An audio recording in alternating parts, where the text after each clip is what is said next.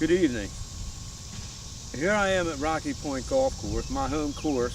This is where I first took up the game of golf about 7 or 8 years ago is when I started listening to Bobby Jones and reading Ben Hogan on how to break 90. So, the first of these instructionals will be on the grit.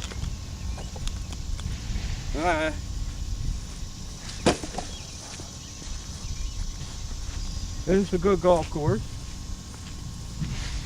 It's challenging to some people, but okay. The important thing about your grit is to place two hands on a club in such a position as they can learn to work together. Practically all the movements of your hands and wrists throughout the swing are contained in an action similar to that, which would raise the club from the position of address over the right shoulder. Now, in fact, a very good position at the top of the swing can be obtained by making just two motions. First, a simple turn of the body without moving your hands. And second, raising the club with the hand or wrist action that I described. A little long on that one. Well, in an actual swing, of course, these movements would be blended in the easy, leisurely motion. Now, your left hand must be placed on top of the shaft. As I look down, I can see three knuckles. And this will place your left arm in a very powerful position where it can swing through the ball.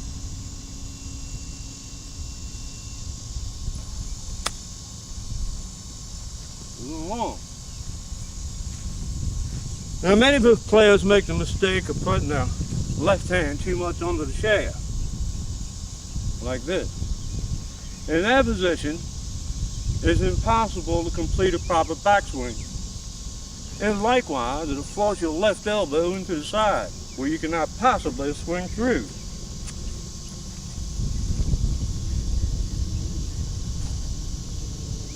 Your left arm must be straight at contact.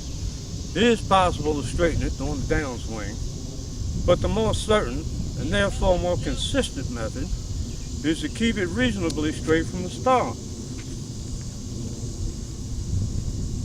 I like to let my fingers open slightly at the top. I feel as I can feel the club head better. Now, left arm must be straight at contact. It is possible to straighten it on the downswing, but the more certain and therefore more consistent method would be to keep it reasonably straight from the start. Your left hand must be placed on top of the shaft. You look down, you can see three knuckles.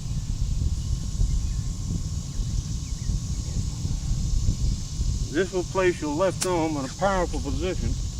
I think I said that before. Anyway, this video is for Ray Romano and Charles Barkley. I took up the game of golf 7 years ago, and I break 90 by listening to Bobby Jones, and what you just heard here, plus reading Ben Hogan, and listening to myself on a tape recorder as I practice, which I would recommend to anybody. But some people just take up the game of golf and say, let's play. They don't go at the golf the way they do anything else that they wanted to do well. When they picked up a club, they simply said, let's play. Now, they should go at the golf in the same way as they do anything else. Begin at the beginning. And that's why your grit's important. And Ben Hogan says, that's like announcing that the starting battery in baseball is as the pitcher and the catcher. Well, the grip is the heartbeat of the swing. And that's why Hogan devoted 18 pages to it. And that's why Bobby Jones starts out with the grip on how to break 90. If you don't know how to break 90, then this may be of help to you. And like I said, my services can be obtained by emailing me at johnsaraceno.net, comcast.net. So we'll go back to the grip. I like to let my fingers open twice at the top, just to pull back to the safety. Of course, your setup is very important too. And this is a tough shot. It's about 15 yards from the green. I am using an E-wedge here, Hogan E-wedge, with putter grip.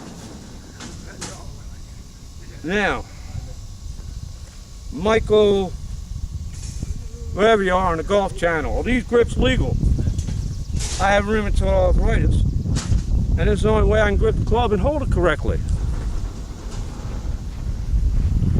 So I was just wondering, Michael Breeze, is that your name? Are these clubs legal? And to Ray Romano, I would say, come on down to Rocky Point and let's try to break 80 together. Charles Bartley, come on down to Rocky Point